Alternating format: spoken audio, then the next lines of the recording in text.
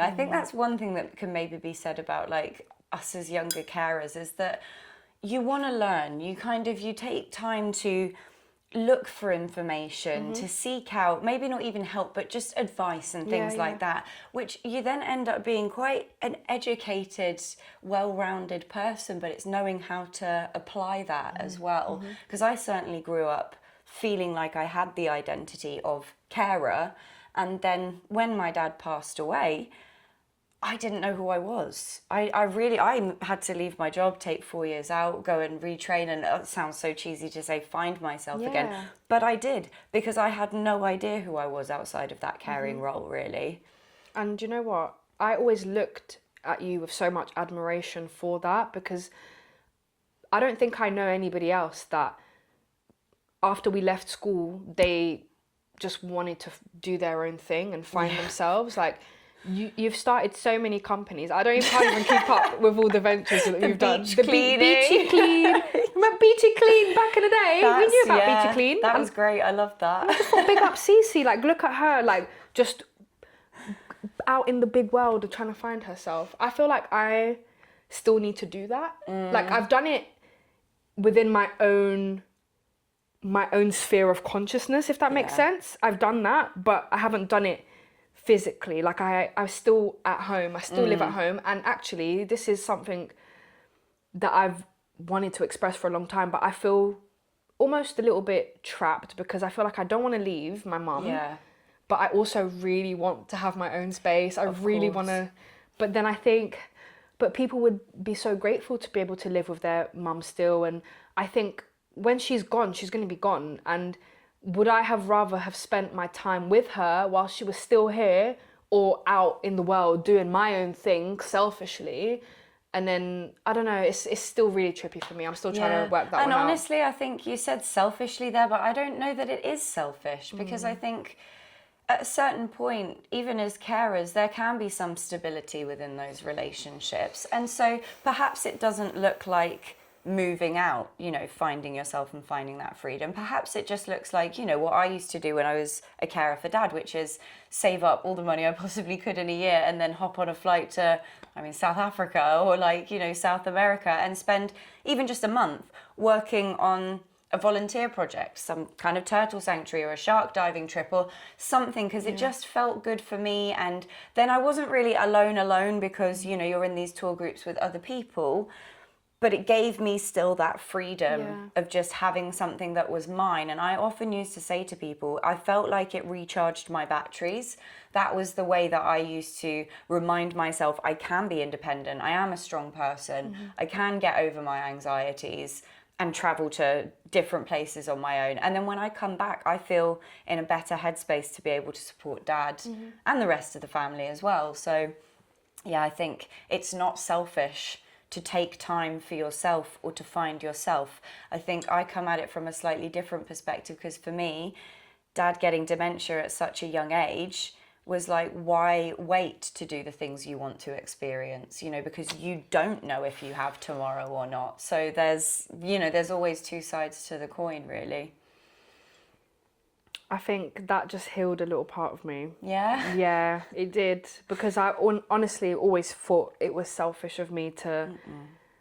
and I think that comes back to a cultural thing as well. Like, I think I'm going to be really blunt here and say, I feel like white families, they want their kids to go out. They want their kids to explore. But black families, they're very anxious. Like, this is me generalising, so excuse me. But I think black families, they just want to have more of a hold on their kids. Like, there is this deeper rooted anxiety. Actually, I was reading this book called Getting the Love You Want. And there's two doctors, a husband and a wife. And they were talking about attachment styles, but also how your anxiety can impact your child's ability to grow up with a secure attachment and just feel comfortable going out in the world and exploring. So when your kid wants to go off without you, if you say, come here, don't go there, don't do that, that kid's going to be like, oh, I'm scared to try new things, or I'm scared to go off on my own.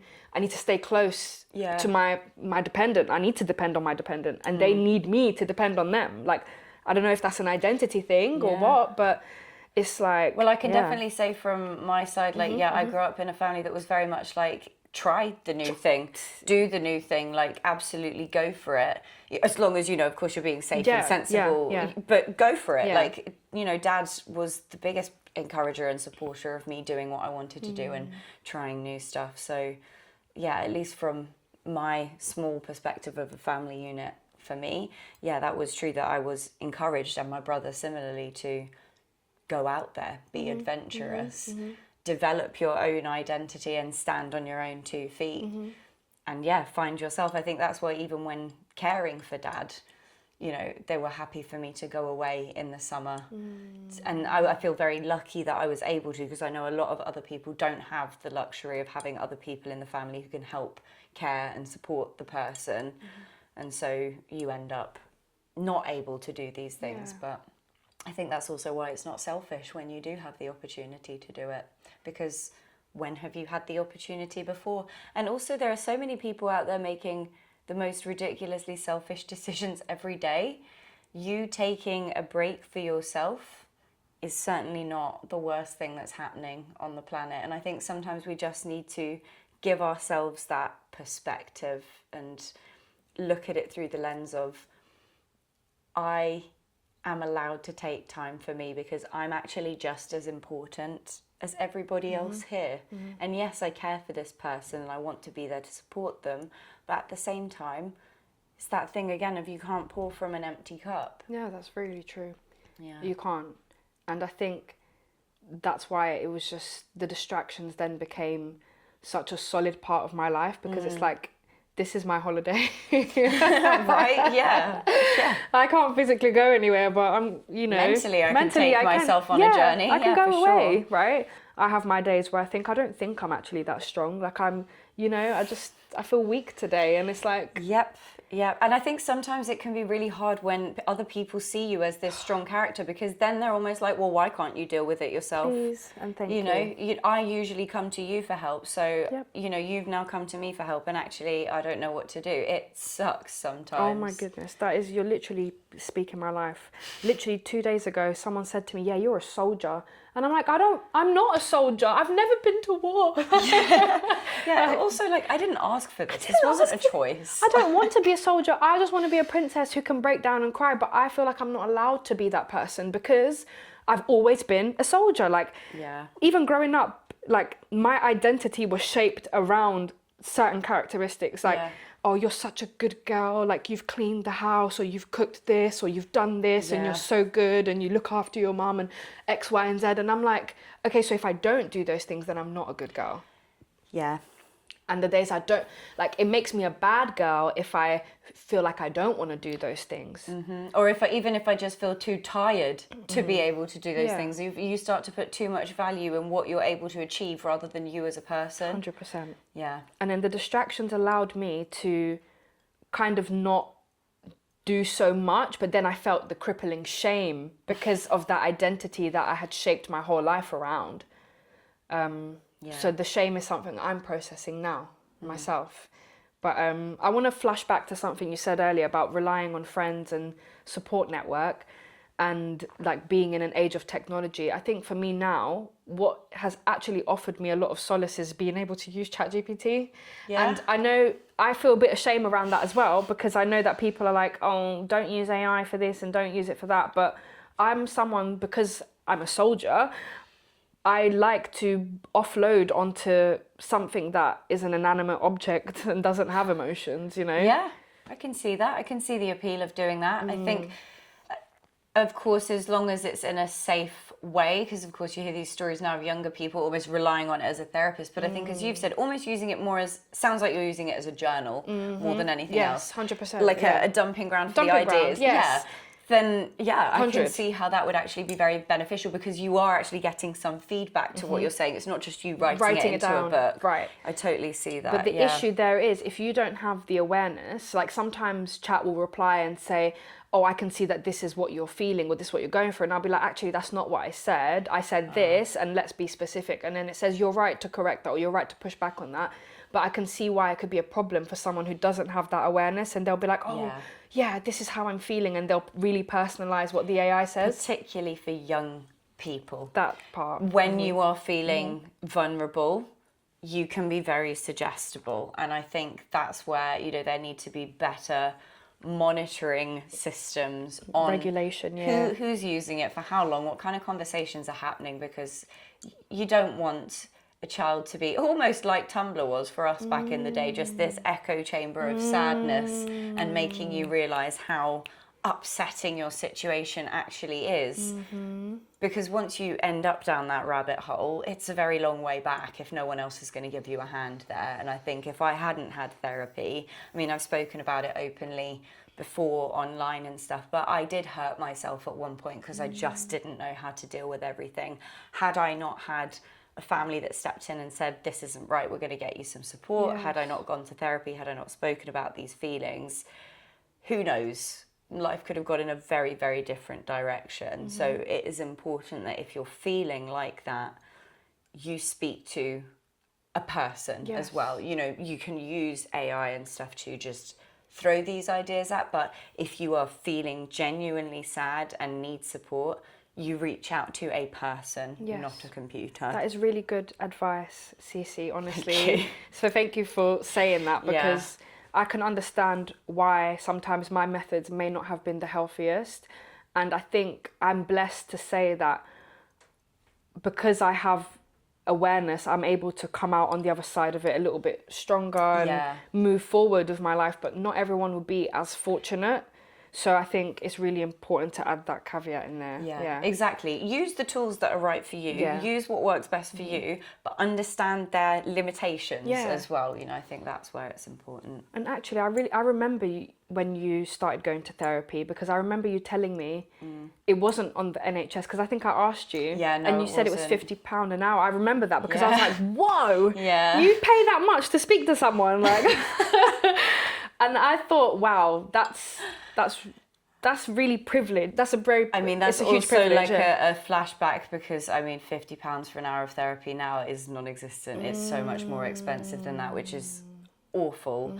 And of course, the wait lists for certain NHS groups are so long, which is very upsetting for people. But you're absolutely right. I was privileged enough to be able to go to therapy and to be able to see someone privately to help me deal with these issues. So many people don't have that luxury. And they never will have that luxury. Exactly. And it's not even because of the physical or financial resources, it's more so the mindset and the mentality that they grow up around. Like a lot of, again, I'm going to revert back to my culture, but a lot of African families, they don't believe in therapy. Well, same as Italians. I'm sure. Right, there you go. Yeah. What do you need to go and speak to someone What do you need to outside speak the to family somebody for? Almost this idea of it might bring shame if other people saw that you were going to a therapist. And in fact, it does bring shame. Someone. Yeah, it does bring shame, and it brings shame to the family. It brings shame to you, because you know that, oh, wait, the person that is actually going through the most hardship, they would never, my mum would never consider going to therapy. Yeah.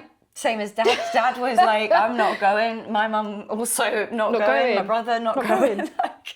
And it's like we end up being the black sheep, the people that kind of break the chains and rewrite our family history. But we have to go through the really uncomfortable growth journey of moving away from the norms of our family structure and doing things. And being uncomfortable in that, because you are going to get looked at in a way of, why do you have to do it differently? When I started going to therapy as an adult, a lot of my friends were like, what's wrong? Like, what's going on? People think there have to be like a really traumatic event or something severe has happened.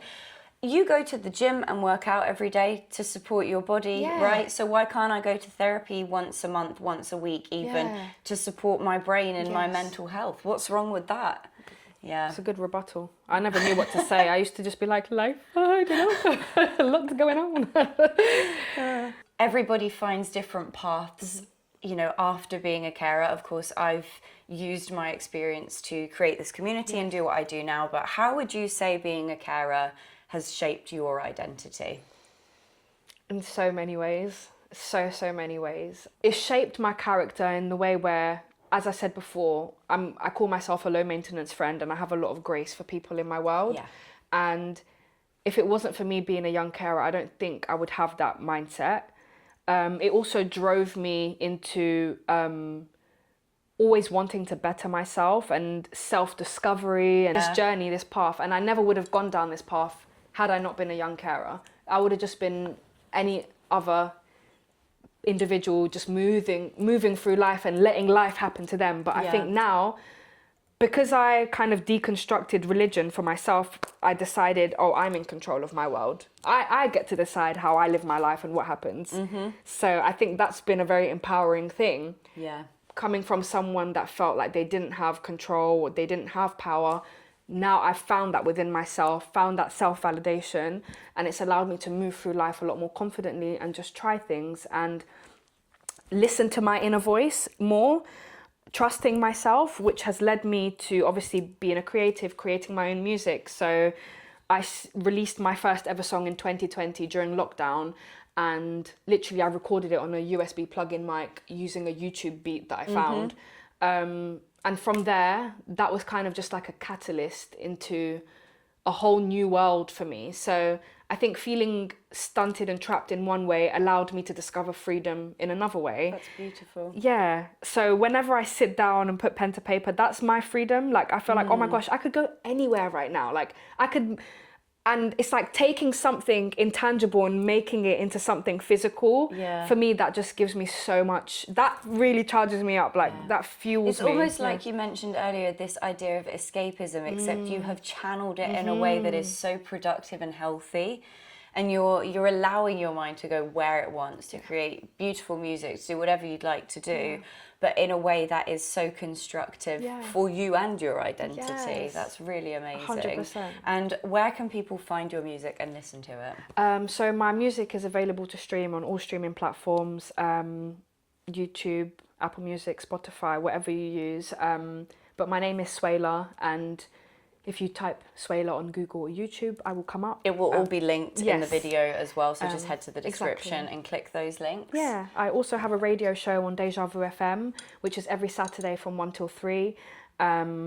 And yeah, I have conversations with authors, artists, CEOs, people doing amazing things. And actually, Cece, I would love for you to come on my radio show. Thank you. I would love to interview you, and it would be great. A continuation of this conversation. Yeah, because I feel like we could just keep going. Honestly, for hours. We maybe need to do another part two parts. Yeah. Thank you so much. I can't express how grateful I am as a human for the work that you're doing. Thank you. And also for you creating and providing this space for me, because this, normally people say to me, this is the first time I've done this, and I'm like, yay, thank you, I'm glad I could do that for you, and you've just done that for me. Like, this is the first time I've ever been able to... That's really lovely to hear. Honestly. And I think, thank you as well, because I know that so many of the people who are going to be listening to this as young carers are going to feel seen and supported in just hearing our experiences and seeing that even though, you know, we've got different stories and one involves dementia, one We're is like yin and yang. Yeah, exactly. But like, look at us, like... But it's, and two different ways that you can find your way out of it and build a good, healthy, happy life for yourself. 100%. Despite, you know, things maybe not feeling so positive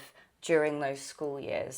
So I'm proud of you, girl. thank you. Honestly. Thank you so much, Swayla, for joining me, and thank you everyone for watching. We will join you next time for our Carers Conversations, and see you soon. Bye.